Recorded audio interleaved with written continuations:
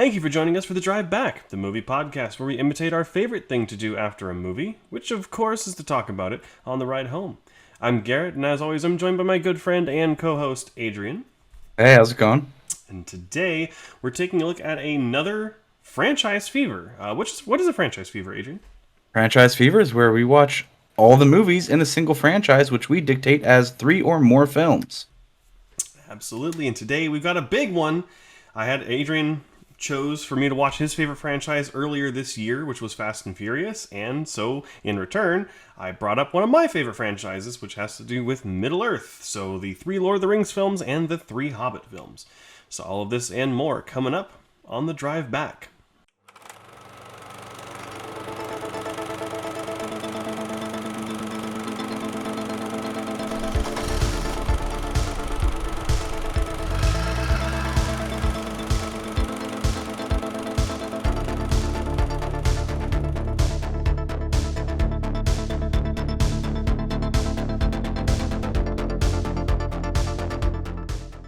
Alright, so at it with the films that take place in Middle-earth. This is an undertaking for anyone who has not seen these films before.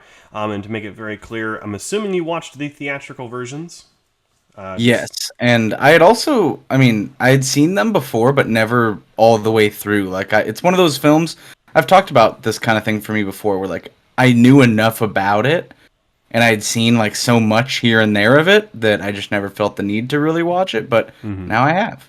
Now we have. And we got a lot to get through, so let's go ahead and start out with the first film, which is The Fellowship of the Ring, released in 2001. It was directed by Peter Jackson and stars Elijah Wood, Viggo Mortensen, and Ian McKellen. A meek hobbit from the Shire and 8 companions set out on a journey to destroy the powerful One Ring and save Middle-earth from the Dark Lord Sauron.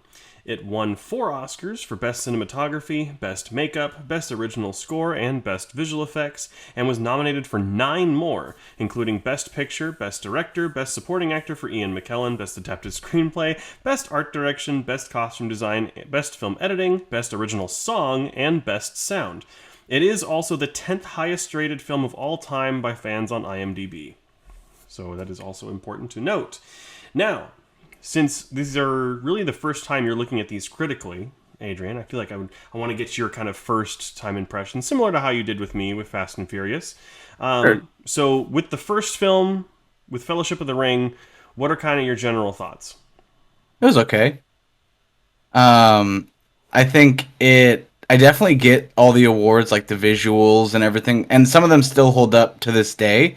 I think, if I remember correctly, a lot of technology came out because of all of these movies, in terms of AI and simulation and CGI being pushed forward. So that I totally get.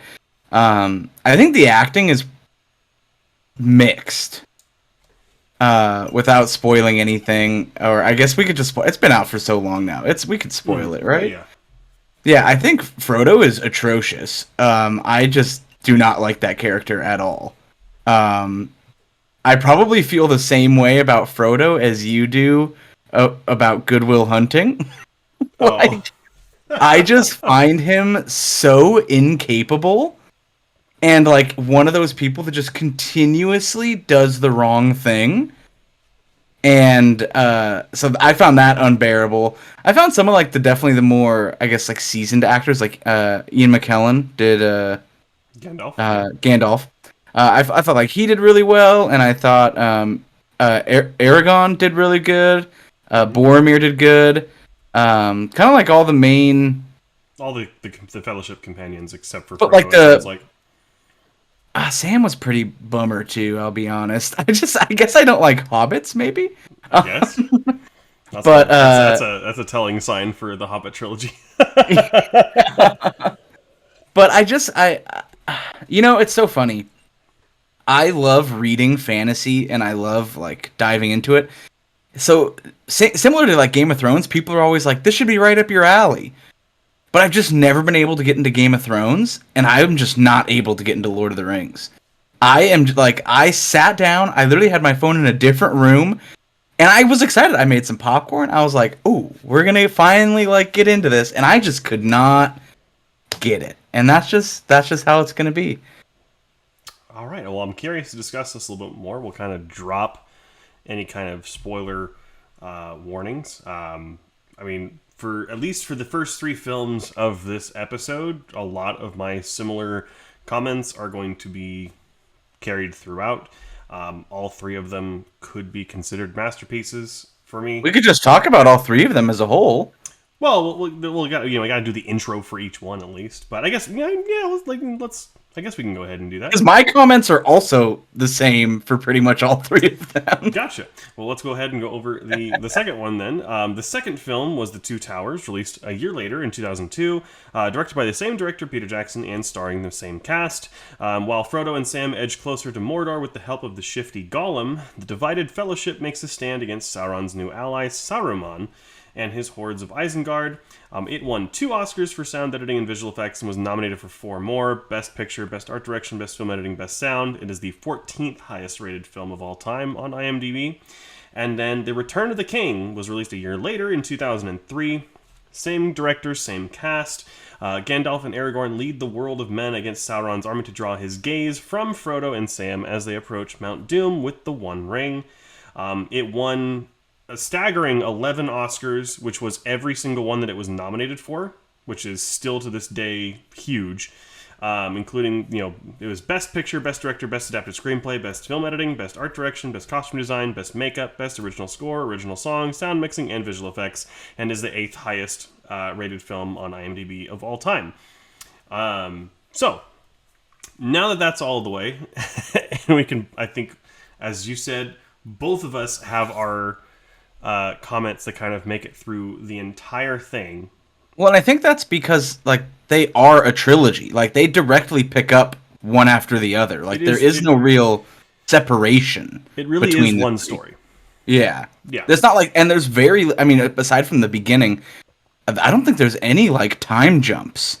No. It's literally, this movie ended, this movie begins, and it's, literally 10 seconds later.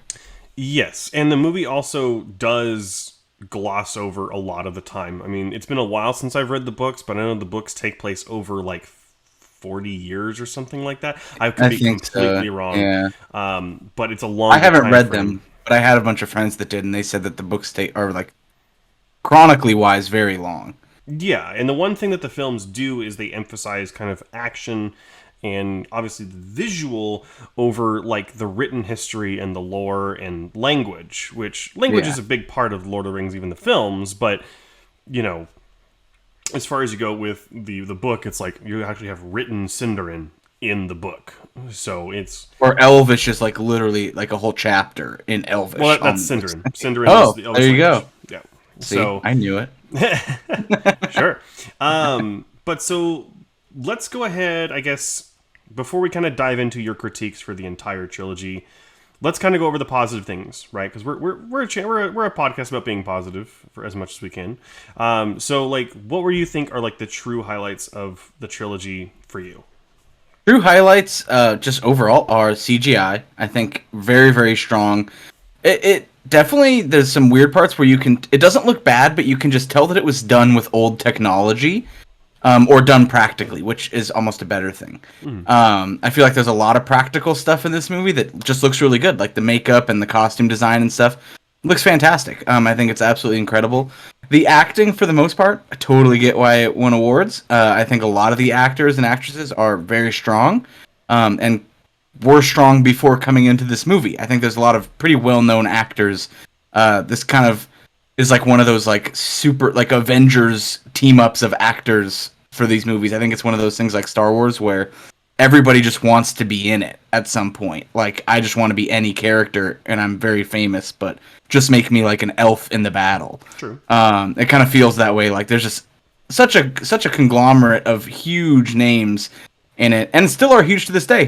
Careers, they're great actors. They didn't go away. Yeah. They're known to be good. So that was really good. And I mean, the action, I would say, is really strong. The scenes where there's battles and fighting and movement happening are pretty incredible. And still to this day, I would say, are pretty top notch. And really engaging. I think I don't know if they created this, but they did a great job of following the action during action scenes. A lot of movies that have battles of thousands of people tend to just show like an overview shot and that's it. But this movie really dives deep, and you can kind of feel the size of the battle.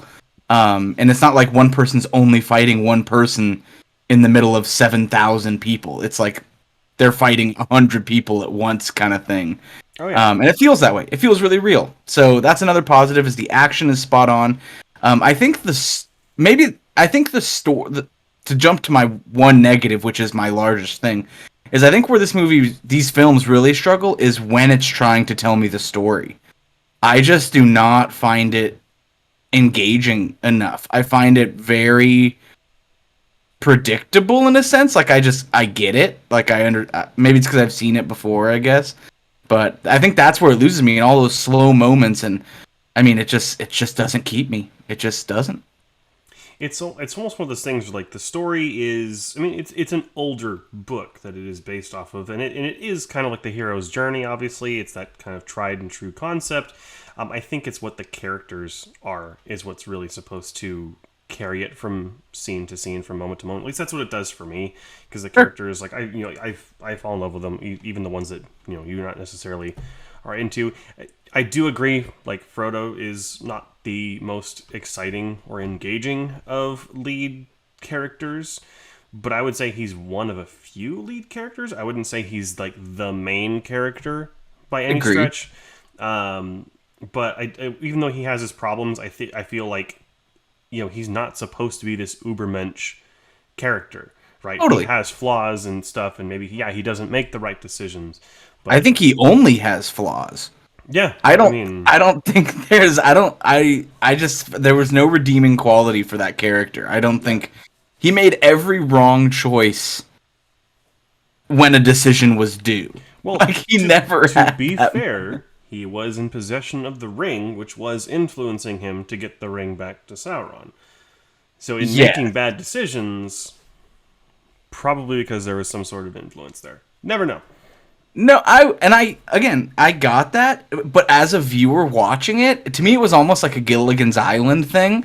Like just do one thing right, and like everything will be, and then somebody won't die. Like if you just make the right decision for the 11th time, somebody will live, and he just could never do it.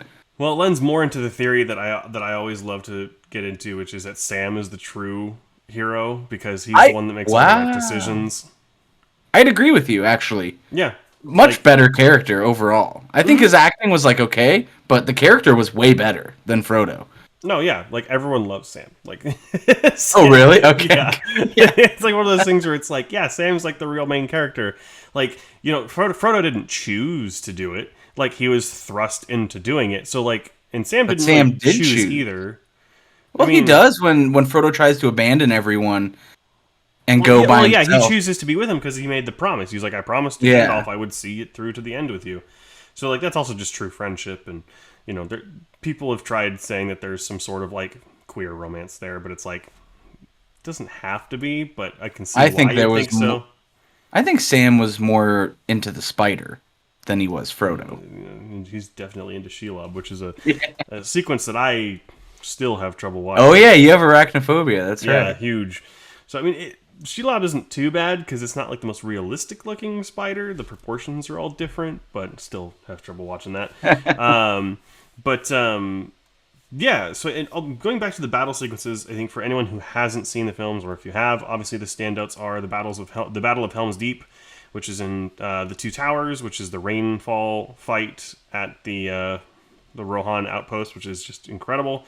And then, obviously, the Battle of Pelennor Fields, which takes place in the Return of the King, outside Minas Tirith, with the Oliphants and the Rohirrim. That huge charge is still incredible. One of my favorite moments in cinema history is actually in the Two Towers, which is the morning after, where they're like they did that last charge out, and then they look up to the hillside, and Gandalf's up there with the Rohirrim.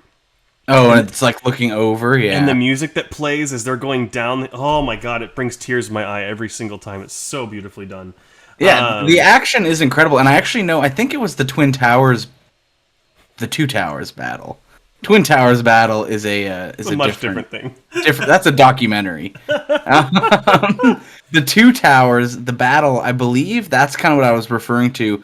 They developed an artificial intelligence to simulate that battle, and they made one so real that each character was basically randomized on like a couple of different levels, like fear, aggression, empathy, like these standard kind of slider scales.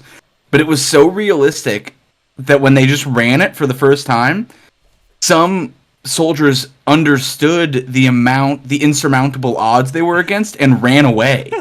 Like on camera, they had people running away from the battle. And so they had to tweak it. But like stuff like that, I get it. These movies were influential. They forged a lot of technologies that are still used to this day, or at least versions of it. And it's definitely, you can tell in those big budget scenes. You can totally tell that where they spent the money holds up 100%. No, yeah. Absolutely, and a lot of those tactics still today. Weta is just one of the best visual effects work. Like, they're one of the best out there. Like, yeah, absolutely. I would argue they're probably up there, if not maybe a little bit better than Lucasfilm. Not Lucasfilm. I would argue Weta's. What's the big? Is it Lucas? No, and ILM. ILM. That's what it is. Oh my gosh! I would say I would actually say they both are equal, but you can tell which one does what if you look close enough. Yeah, exactly. Like they both have a different look to them. Mm-hmm. Like I think Weta did a lot of the initial Iron Man stuff. I don't know about that, but I know Weta did do the Endgame final battle. Oh, well, yeah, I guess you're right, because I know for a lot of that later Marvel movies, they sourced like a bunch of different companies. Yeah, you have to at that point, because yeah. there's so much that needs to be done. Yeah. But yeah, they were great, and this movie holds up. I just think I think my biggest complaint comes from pacing. I feel like the slow scenes, the story scenes, are just way too long. And I think I've talked about that before in movies where, like, they really hammer home this information. And to me, it just feels like it's way too long. You spent way too much time establishing this, and this movie doesn't need to be 2.5 hours. But I get it. I know that there, like, a lot of people love all the story and the world building, and it's just, I just think it's too slow. I love, like, maybe it's just my sort of kind of like anti-Gen X mindset that I've had recently, where I'm like, slow is fine. You can slow it down. It doesn't have to be super fast, and you can tell me all the details. Where I've just started to appreciate that more. So I'm always down for something like that personally. But pacing is something that is one of the critiques that I can see, and I feel like, you know, you like. For people coming in for the first time, or, you know, maybe they're used to films that are more action-packed or more like your typical blockbuster fare, I can see an argument being made. Yeah, because I feel like, although I don't know, maybe you would agree with this, that the Lord of the Rings films are kind of the bridge between your typical blockbuster and your more kind of like, I don't want to say indie style film, but like it I know what you're saying. I don't know if indie's the right term, but I know what you're saying. I can't like your think deeper of narrative kind of film, where it's and maybe to me it just should have picked one. The kind of bridge between slow burn and action pace. Because here's the thing: if the movie was a little bit more in touch with what the books were, it would be an incredibly slow burn. And 100%. Yeah, they really bring out the action, which I think is a smart choice, given the fact that it's a film. And we'll go over action and battle sequences when we get to the Hobbit films. But I think it's done beautifully here, and I think that because the action sequences are so strong, they're so visually striking, and they're so memorable, you have to also balance that by having character-driven, slower moments that are meaningful. And I would say maybe if you've read the book, it has more impact, but I disagree. I watched the movies before I read the books. And if anything, the movies heightened my appreciation for the books. So, I don't know. Kind of. I think what happens with this universe is the same thing that happens with trying to show someone the original Star Wars trilogy. I think if you watch the films when they came out at an impactful time in your life, when they were all the rage, that lives on in you. But when somebody watches the original Star Wars trilogy for the first time, objectively, I really like them. They're just okay. Like, it sucks to people that really, really love them because they're nostalgic and they hold a special place. But, like, film-wise, they're just okay. And I think that this film is... I said okay in the beginning. I get it. It's a good movie. There's a lot of really good things going for this film. All three of them. It's just it doesn't really connect with me, and maybe that's because I didn't get that core mental connection made when they first came out. I just didn't go see them. I didn't care to see them. Everyone was talking about them, kind of like Game of Thrones. All the rage, never had a desire to watch it. Just not for me. Maybe it is just kind of maybe that deeper slow burn. Maybe it's I feel like there's some slow films that I like. True. I guess I'm just trying to nail down. I think it's just that I don't like Lord of the Rings. Well, I think I feel like we've watched a few fantasy films, and maybe it's just fantasy film isn't your genre. Like, you say you like to read fantasy. Obviously, reading fantasy is different because you make everything up in your head. But maybe it's just fantasy film isn't for you. Then that might be because I didn't really enjoy King Arthur. What else was fantasy that we've done on here? We haven't done Game of... You didn't... Oh, I mean, I would say I really like Pan's Labyrinth. That's a slow burn. Yeah, but it's not like your... There's no dragons. Like a high fantasy. Yeah, there's nothing crazy. Yeah, maybe that's it. Maybe just fantasy films aren't really my thing. But I get it, like, watching them, kind of like The Lighthouse. I get that it's a great film. Mm-hmm. I can, like, objectively observe it and go, this movie is good. I understand why it got awards. I'm just not the audience, I guess. It doesn't stick. Yeah, I'm not the audience for it. Well, is there anything else you think we should kind of discuss? I mean, the one thing that it's been sitting in my head this entire time that we haven't mentioned yet, and it is something that does carry over into the next three films, but is the music. Lord of the Rings has the best film soundtrack of all time, in my opinion. Even better than Star Wars. Like, it's just you could listen to the music on your own. And like, there's like a world that comes alive in your head because each piece is just so radically different. It sets a tone. Like, the Isengard music does not sound anything near what, like Rohan's theme does, or like Gondor, or the Shire. Like, it's more than just like music that's created for each sequence. Like, it's not created for a sequence, right? These are songs created for regions and for characters. Yeah, and I think this movie perfected what Zack Snyder was trying to do by giving each character their own theme, like Wonder Woman and her song. I think this is like, yes, each area visually, auditorily, feel unique. Like, you travel to a new city or a new region, and you feel like you're in a new region. When they're speaking with the Ents, you feel like you're in a forest, and there's like a big heavy meeting going on. And then when they walk and they see all the devastation, you feel like you're in a new area with so much devastation. And I mean, just a ton of stuff. So yeah, I mean, I would agree. I think the music is really, really good. But what you just said reminded me that it was so awesome to see they're taking the Hobbits to Isengard meme play out in real life. I almost wanted to like back it up a bunch of times and like make my own song. Taking the Hobbits to Isengard. They're taking. That was really fun. And the always classic, one cannot simply blank a meme, in its truest form. That took over. That was like one of the OG. It's one of the OGs. One does not simply walk into Mordor. But cool, yeah. Anything else you want to talk about as far as the Lord of the Rings trilogy goes, kind of now rewatching it with this more critical lens? I think, like, even though I've clearly stated that it's good, it's just not for me. I think if you're on the fence about seeing it, there is a very high chance you will love this series. I think I'm definitely the outlier in the bell curve. I think this is definitely a general audience film that clearly is critically renowned by billions. I mean, there's no questioning that. But it's just, as much as I love movies and as much as I love things like this, it's just, yeah. So I think if you want to give it a shot, or you're like on the fence, like, oh, all my friends say it's really good, it's probably going to be really good for you. Like, you are probably within the bell curve of who this is supposed to hit.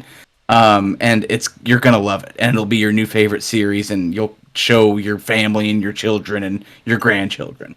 So give it a shot, 100%. This is also one of the films that I think, and maybe you can give me some insight on this. Is this something that you maybe would be interested in, or you would have been interested in? Is that I feel like this is one of those films where it pays to watch it with someone who's a super fan, because they can kind of point out the little things and like maybe give story details that you would have missed upon a first viewing. Yeah, yes, I agree. I saw this I saw this TikTok, and it was a person saying, like, showing someone Lord of the Rings, and it was like a super non-important scene, but it's like holding back the fun fact I've been holding in for 10 years about this movie. And then when the person, like, looking at the person, like, did they notice it? And when they don't, you go like, did you know that coin was actually held by the cast for this amount of time? And like, and you just go off on it. Because I feel like super fans, there's so much to this movie, like the costuming, the makeup, like how they did certain shots. Like, there are those facts. But yeah, watching it for the first time on your own, again, I think for 99% of you, you're going to love it. You're going to be like, this is awesome. This is high fantasy at its peak. This is amazing. But then, like, if you did watch it with a super fan, I think I do enjoy all those fun facts and things like that. So I might...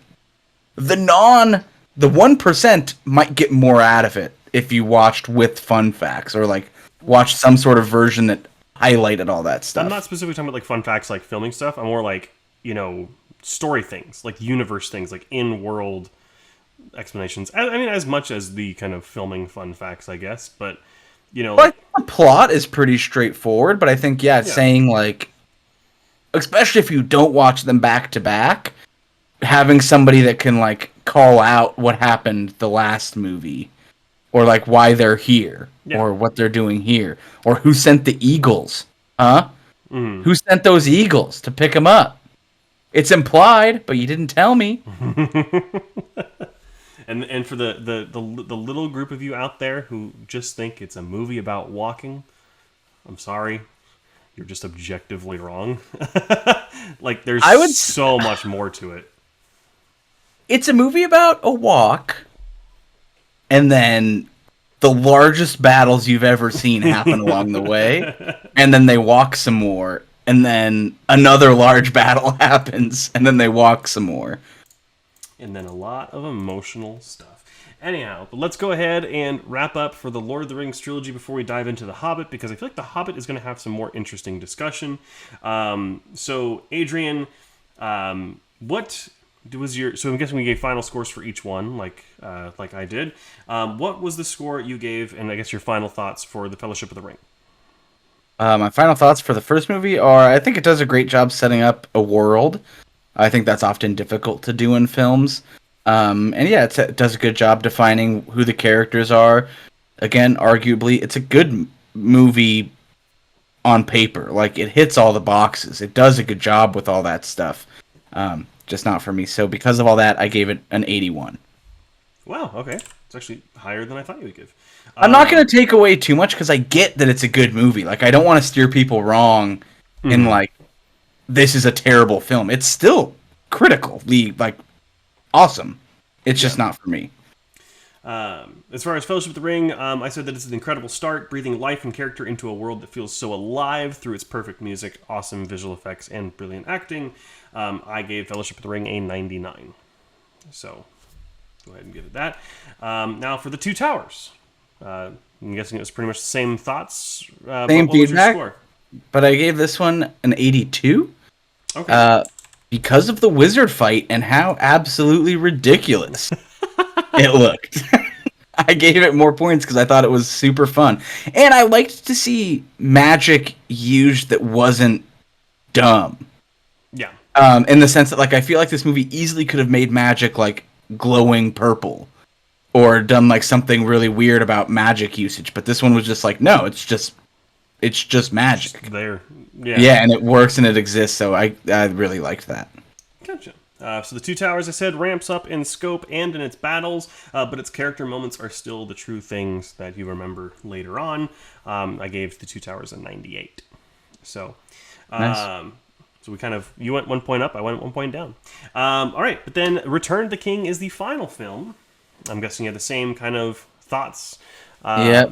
As far as score, what did you give Return of the King? Give this one a 79. It drops down because I just felt like this movie had like 5 endings. Like, and I know they're wrapping up all the stories one by one, but it just, at one point I thought that I had like jumped to another movie. Like, it felt like it had tied up a bow and then went on. So the last like half an hour just felt really like drawn out to me. Sure. You're wrong, but sure. I think I'll just be quite honest. The Return of the King earns its crown as the best in the series and an all-time best film because of its satisfying conclusions, its epic battles, and its emotional climaxes. It is also worth it to note that whenever someone asks, Garrett, what are your top 5 favorite films of all time? This is always one of them, and because of that, it gets a 100 from me. It is a perfect film through and through. That's so funny. I directly contradicted your my final thought. your final. I will say I've watched this movie for like at least 15 years, somewhat, seriously, and even after multiple viewings, like a lot of that ending, especially this is a major spoiler, but in Minas Tirith when Aragorn takes over and becomes the king, and With the new sword and everything, and well, no, like when he gets the crown at the very end, yeah, at the very yeah. and like. The huge sweeping musical score, and they all bow to the 4 hobbits. Is just, it always brings a tear to my eye. Even after 15 years. That's watching good. This movie. That's awesome. Such a good moment. That's such a good experience. Oh, still is. Yeah. So, let's go ahead and change it up a little bit and dive into the Hobbit films. Sure. Which you want to go ahead and give all 3 again, and sure. Which I'll go ahead and say should have been 2, but we'll go ahead and get into this. So, the 4th film and first Hobbit movie is An Unexpected Journey, released in 2012. It was directed by Peter Jackson and stars Martin Freeman, Ian McKellen, and Richard Armitage. A reluctant hobbit, Bilbo Baggins, sets out to the Lonely Mountain with a spirited group of dwarves to reclaim their mountain home and the gold within from the dragon Smog. It was nominated for 3 Oscars, including Best Makeup, Best Visual Effects, and Best Production Design. The 5th film was The Desolation of Smog.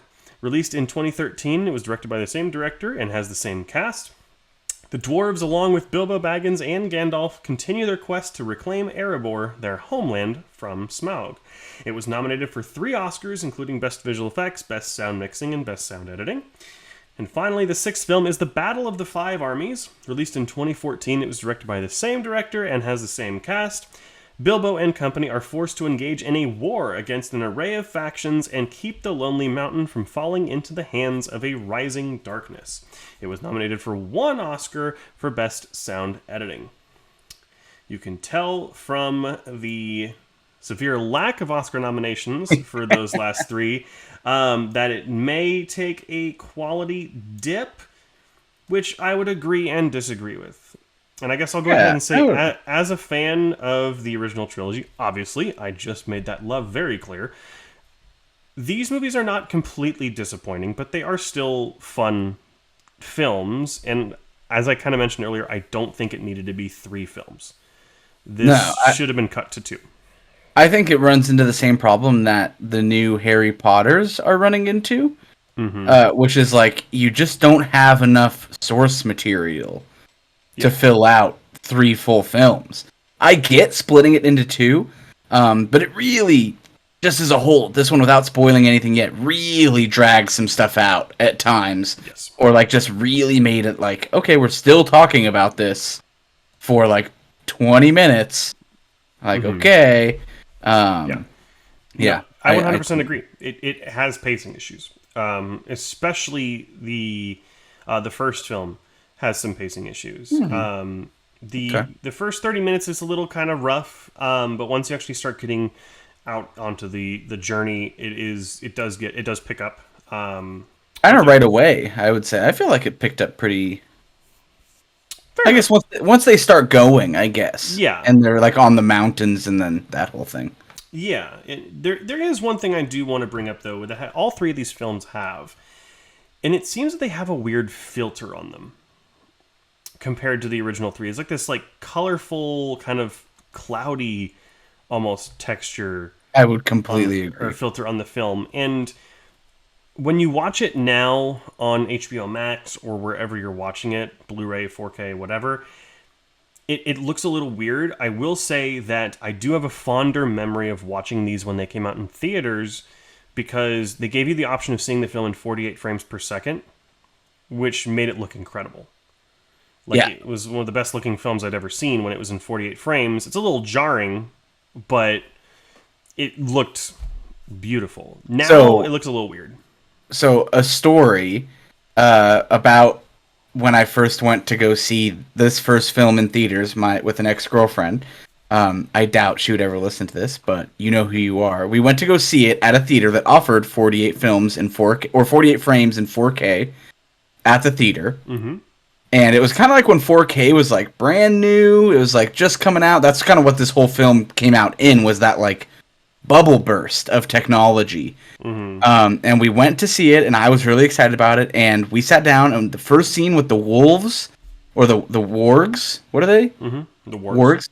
They come out, and we were watching it for like probably 5 minutes, and she made us leave the theater because she thought that it looked really bad, and I just never saw it because I was so disheartened by that. Like I was so excited to see it, and she was like, "I don't want to watch this," and I was like, "Really?" And now that I'm like more confident in myself, I would have been like, "Then go."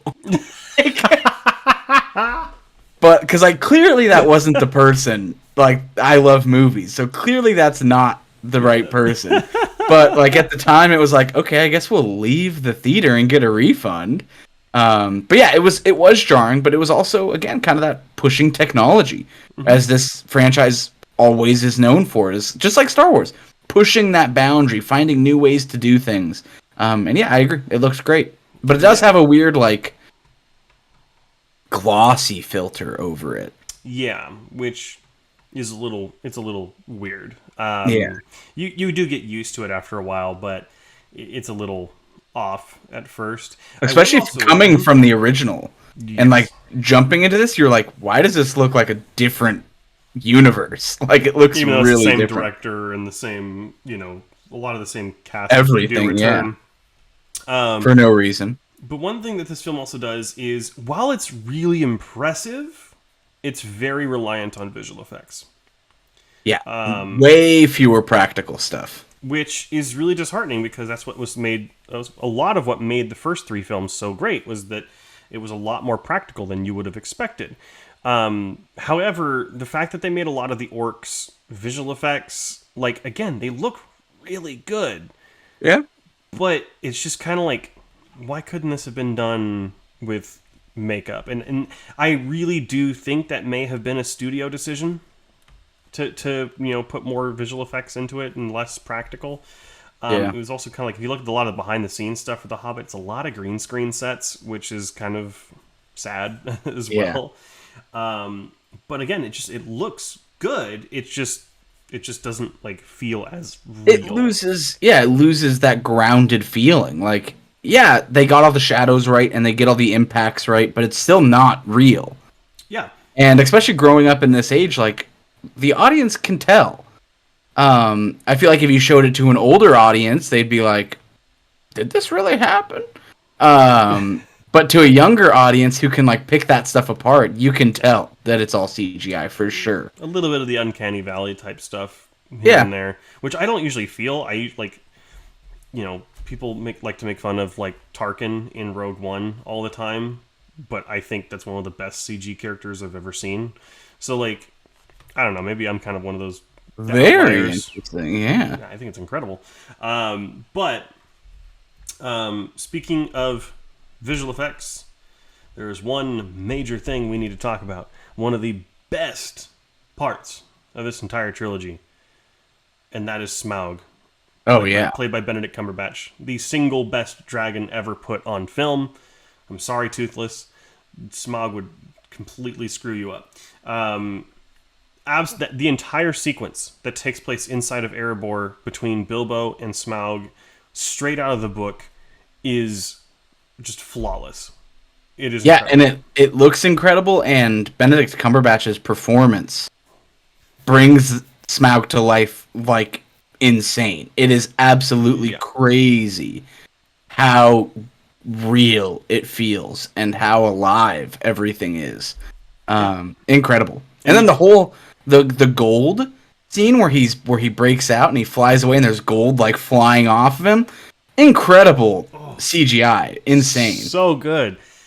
And it's amazing because he actually almost like destroyed his vocal cords doing Smaug. Oh, the voice. Which is interesting because far less of that voice is like changed from what it actually was. Like they add like the breathier, like, you know, like the dragon vocal cord type, like, you know, not a hollowness to the voice, but like a bellowiness. Like it's traveling further. Exactly, but like the depth and like the richness of the tones, that's all him. So, and like the behind the scenes footage of him like getting down, like looking like a dragon, like a snake on the ground is just, it's so good. Because he did motion capture for him too. Yeah, which is crazy to even think about. Absolutely insane. And similar to that is Andy Serkis reprising Gollum in An Unexpected Journey, which is the best sequence of that entire film. You mean the scene where he turns into him? Like that whole kind of montage? No, when Bilbo and Gollum are doing the riddles. Oh, yeah. Yeah. Absolutely incredible. Which that's also taking place during the Goblin Town sequence, which is also super fun. Oh, what was the name of that town? There's so many towns. Town. That's literally the name of it. They said they have I don't remember. He sings a song like "Welcome Down to Goblin Town." Yeah, I didn't think that was the name of the. I thought he was like. I thought that was satire about the town. I thought. Yes, our king is also a prime satirist. That sequence was just a lot of fun. Like it carries over the thing from the trilogy from Lord of the Rings of having fun moments, and even the kind of not hard to watch, but like kind of pointless war scene from the third film, which is trying to match Return to the King in scope, but it doesn't really get there. No, well, there's not enough weight to it yet. Like it just doesn't. Yeah, it doesn't feel the same at all. It's the moments are still there though, like and they're still exciting to watch. It's just it never quite hits the level of Lord of the Rings, and I don't think that's necessarily a bad thing. It's kind of like it's supplemental, if anything. But, yeah, it's just extra. But I do want to say that another nitpick I have across all 6 films is the fact that they name siblings and friends similar things. Oh, yeah. Like Nori, it was... Nori, and Ori. But it was like Smeagol and Deagle were best friends. Well, they were... On the boat. Yeah. And then there's Boromir and Faramir. But, like, come on. Like, why? You could have named them... Why? Like, your brother's name isn't Ferret. Like, that's not how people are named. Well, not named here. Remember, this is an entire history and lineage created by someone. Show me the paperwork where siblings have to have rhyming names. Sure. I guess there's no paperwork out there, but we'll reanimate J.R.R. Tolkien. Yeah, I bring it up just because for somebody watching, I feel like I pay attention quite a bit. But for someone that's just like has this on in the background, you might get confused at who they're talking about. Yeah. Because names totally flip kind of in and out in a conversation. To be fair, though, you do not watch this in the background. These films are like, you have to watch them. Yeah, no, I guess like if you're just not, if you're not the kind of movie viewer that's going to watch these and be like, I'm going to like stare at this and not blink kind of thing. Mm-hmm. I still feel like I did that, and there were names where they were talking about whatever, Faramir and Boromir in the same sentence, and they kept jumping back and forth, and I was like, wait a second, like, who's the one that did this? And then, of course, you can figure it out, but they do flip quite a bit, and it can get pretty crazy. Lots of different names to learn in these movies. One of the other things, too, kind of jumping off of that is, in doing so, let's go ahead and talk about cast here. Obviously, Ian McKellen is still fantastic. Gandalf is one of the best film characters. Actually, I really enjoy Martin Freeman as Bilbo. I think he's a lot more personable than Frodo is. It makes sense how he grew into the person he is. Yeah. I think it totally makes sense. Absolutely. And then also Richard Armitage as Thorin he's great, and his arc is fantastic to watch. Yeah. And that whole, basically the resolution of that is crazy. Yes. Absolutely. That has a lot of weight. That whole sequence. His entire storyline. But the what I was trying to get at, though, is like the dwarves that accompany him, and you do get to spend time with more of them than others. Yep. Like Dwalin and Balin are more. They're bigger characters. They have a lot more lines. A lot of the other ones are there because, well, A, they're in the book, but B, they're kind of just along for the ride because they're still loyal to Thorin. Yeah. You don't spend as much time with them as I think is necessary to truly care about them. There's the two younger dwarf brothers that are really kind of put an emphasis on. I'm completely forgetting the names right now, which is kind of weird because they don't Mary?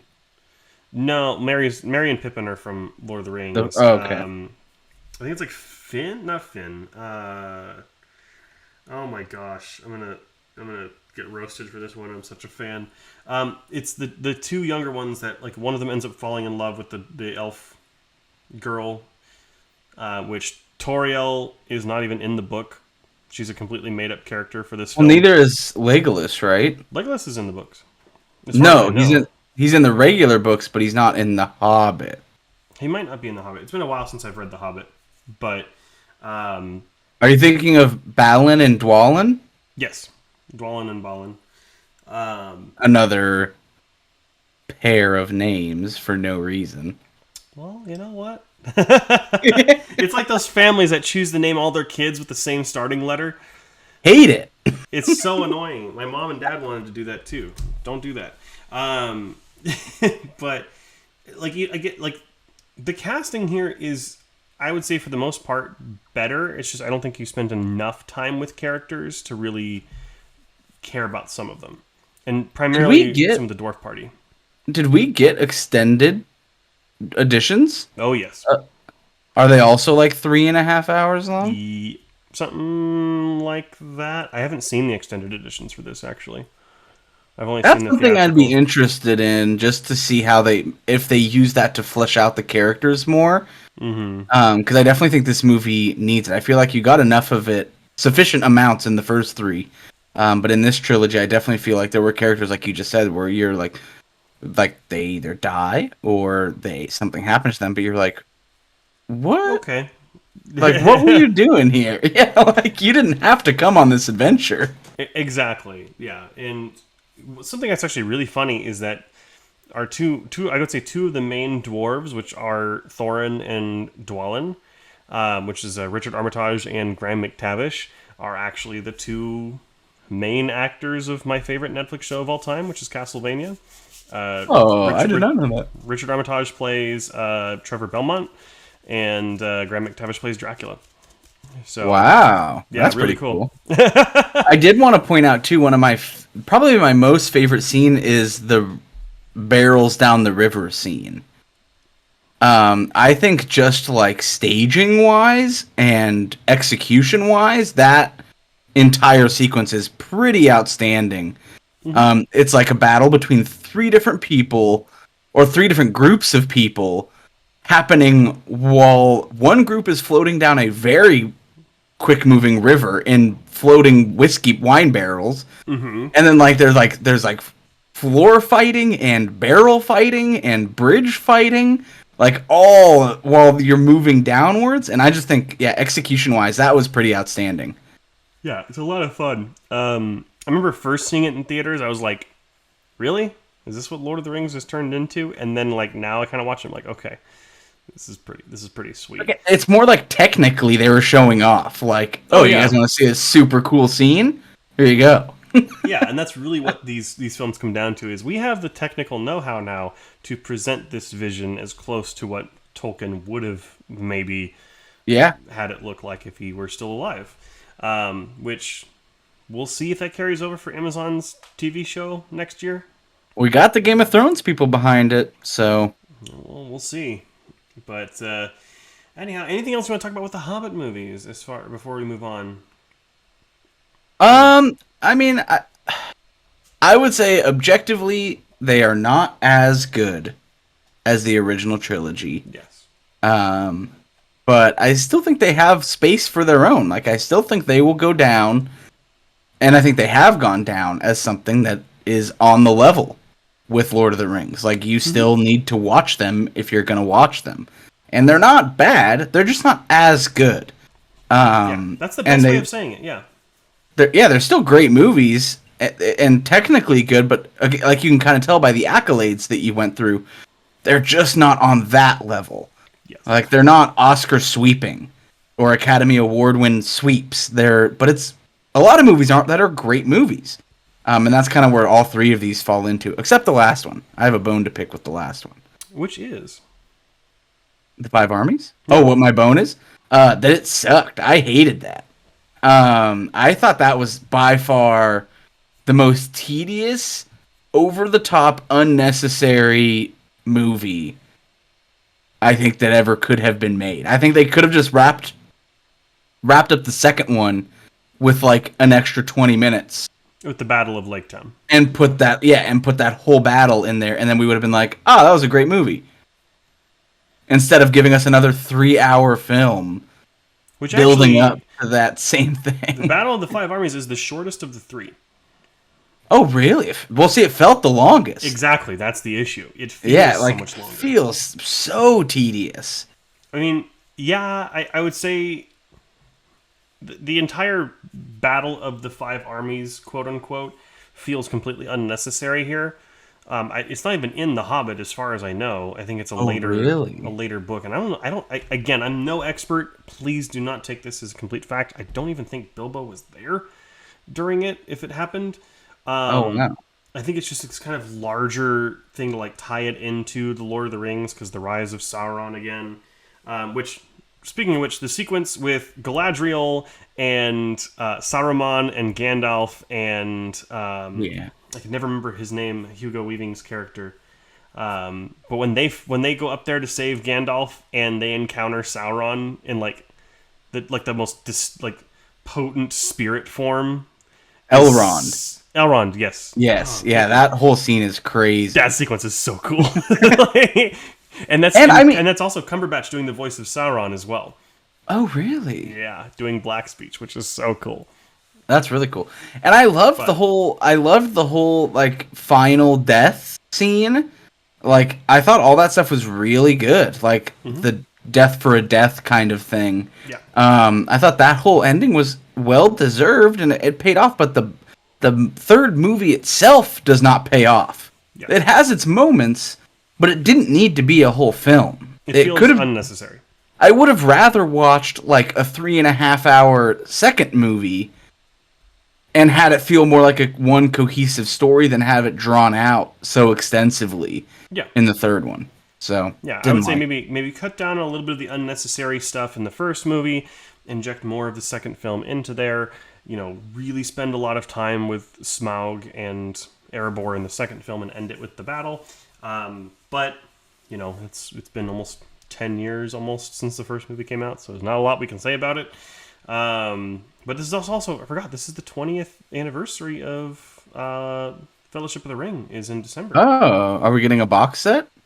Probably not, because they just did 4K packs for both trilogies. So we'll see. Maybe they'll do a giant collector's box. If they do, hey, Christmas wish list. But let's go ahead and wrap this all up. Let's go ahead and start with An Unexpected Journey, which was the first film. What were your thoughts and a score? Final thoughts. I think if you liked Lord of the Rings, you'll probably like the Hobbit trilogy as a whole. You'll probably like this movie. It's like I said, it's not as good, but it's bad by no means. There's still great movies, technically, casting wise, like acting wise. I mean, it's all still that level of film. But for me, again, just not really into the thing as a whole. So I gave this one a 73. I think the quality definitely takes a pretty big dip for me. But again, by no means bad. I think these movies still have a place for everybody. Gotcha. This is going to be interesting. So I said An Unexpected Journey, I think it relies... not that the CGI is bad, but it relies a little too heavily on CGI. And the first one is a little bloated. I think it could have been cut down a little bit. The first Hobbit's still a fun film, a fun time with a cast of mostly great characters. Some of them we just don't spend enough time with. And I gave it a 72. So 1 point below you. Interesting. But let's move on to the Desolation of Smog, which was the second one. Yeah, and Smog, I think, is absolutely a perk for this movie. I think definitely the highlight was that entire kind of final scene with Smog flying off into the night and Bilbo being like, "Uh-oh."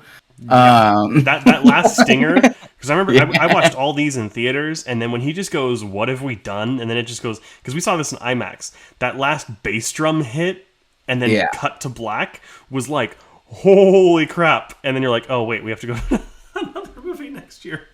And then you hear Ed Sheeran singing his credits song right away. That song's actually pretty great. It's a great song. It's a great song. But so yeah, because of Smog and Smog alone, I gave this movie a 78.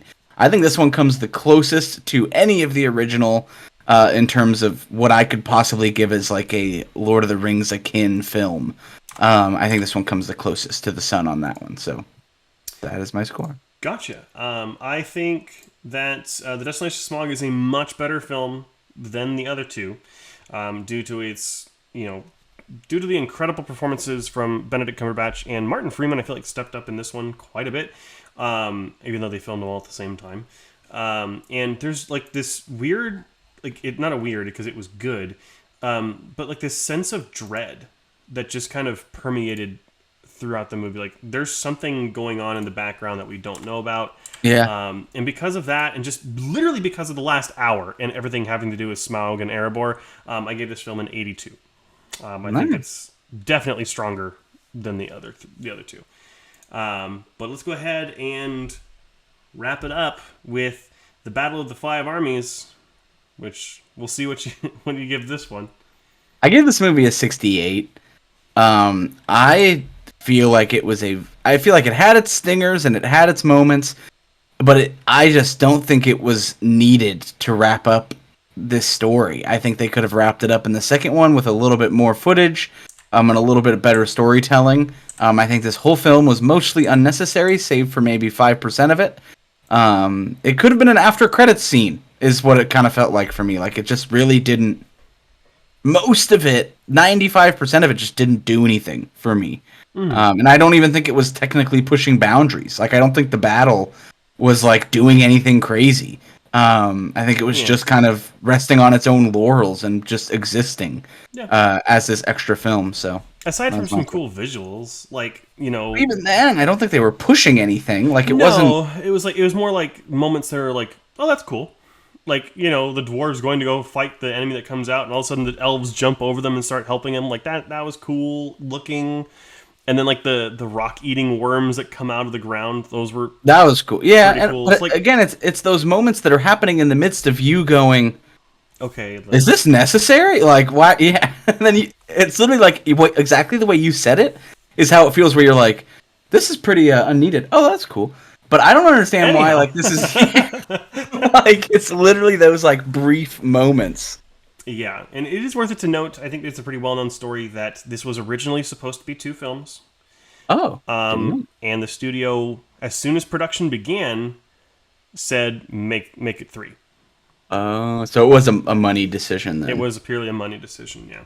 But as far as the Five Armies goes, I said the Five Armies tries to be like Return of the King in scope, but is far weaker due to its continued reliance on CGI and just this air of being unnecessary. But I do like the emotional moments of this film. Like, the last, like everything towards the end is also just really powerful. And the knowing kind of look that Gandalf gives Bilbo towards the end, where he's like, magic ring shouldn't be used so liberally, or whatever he says. Bilbo was like, "Oh, I lost it. You knew it! Yeah, it's gone." But in probably the most shocking turn of events here, with Adrian giving it a 68, I gave it a 65. Wow.